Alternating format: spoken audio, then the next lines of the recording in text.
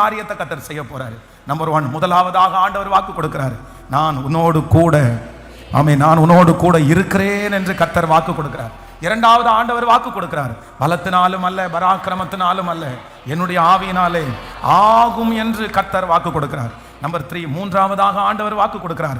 நான் எதெல்லாம் சிறை பிடிக்கப்பட்டிருக்கிறதோ, எதெல்லாம் கட்டப்பட்டிருக்கிறதோ, அதனுடைய கட்டுகள் எல்லாம் அவிழ்க்கப்பட்டு உன்னுடையதை நான் திரும்ப அனுப்புவேன். சிறை இருக்கப்பட்டதெல்லாம், சிறை இருப்பில் இருக்கிறதெல்லாம் மீண்டு வரப்போகிறது. நம்பர் 2, நம்பர் 4, நாலாவதாக வேதம் சொல்கிறது, தடைகள் எல்லாம் கர்த்தர் நீக்க போகிறார். ஆமென், ஹல்லேலூயா. எந்த தடை இருந்தாலும் அந்த தடைகளை கர்த்தர் நீக்க போகிறார். நம்பர் 5, ஐந்தாவதாக கர்த்தர் கிருபையாய் நமக்கு வாக்கு கொடுக்கிறார். உங்களுடைய தேவைகளுக்கான திரவியங்கள், உங்களுக்கான ஒரு கஜானாவை ஆண்டவர் திறப்பே. இடிந்து போகிற அந்த அலங்கத்தை கட்டுறதற்கு தேவையானதை கர்த்தர் கஜானாவிலிருந்து கர்த்தர் திறக்க போறாரு. எத்தனை பேருக்கு புரிஞ்சிருச்சு? ஓகே, இந்த செய்தியை இதுவரைக்கும் இத்தனை நாள் கொடுத்த செய்தி இல்லை, இந்த 64வது நாள் கொடுத்த செய்தியை தூக்கத்திலேருந்து தட்டி கேட்டால் கூட சொல்லுவீங்களா? எப்படி சொல்லுவீங்க? கரெக்டாக வரிசையாக சொல்லுவீங்களா? என்ன வசனத்தை ஃபஸ்ட்டு வசனம் என்ன? ஸோ ஆன்லைனில் இருக்கிற பிள்ளைகளுக்கு தான். ஆமென், உங்களுக்கு புரிஞ்சிருக்கும்னு நினைக்கிறேன். நீங்கள் உங்களுடைய முகத்தை எல்லாம் பார்த்தா புரிஞ்சிருக்கும்னு நினைக்கிறேன். புரிஞ்சிருச்சு தானே? ஹல்லேலூயா. எஸ்றாவின் புஸ்தகம் 6ஆம் அதிகாரம் 14வது வசனம் பைபிள்லேயே மிக முக்கியமான வசனம்.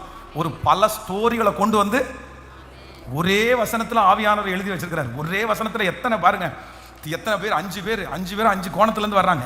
அந்த 5 பேருக்கும் அகைன் பிரான்ச் எல்லாம் நிறைய இருக்குது. ஸோ அவ்வளோ அழகாக கொண்டு கர்த்தர் சொல்றாரு. ஆனால் இந்த வசனத்தினுடைய சாராம்சம் என்னன்னா, காரியம் கைகூடி வந்தது.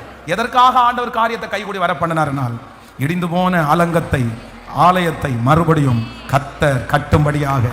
ஆமென். இந்த ஊழியத்தை ஆண்டவர் துவங்க போறாரு.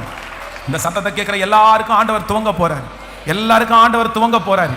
நான் விசுவாசிக்கிறேன். இந்த 3 ராஜாக்களும் செஞ்சதை நான் ரொம்ப நினைக்கிறேன். ஒரு ராஜா சிறையிருப்பிலிருந்து விடுதலை கொடுக்கிறாரு. இன்னொரு ராஜா அந்த தடையை எடுத்து போடுறாரு. இன்னொரு ராஜா தன்னுடைய கஜானாவையே திறக்கிறாரு. ஆமென். நான் நம்புறேன், நம்முடைய பரலோக ராஜா சிறை பிடிக்கப்பட்டதெல்லாம் ரிலீஸ் பண்றாரு.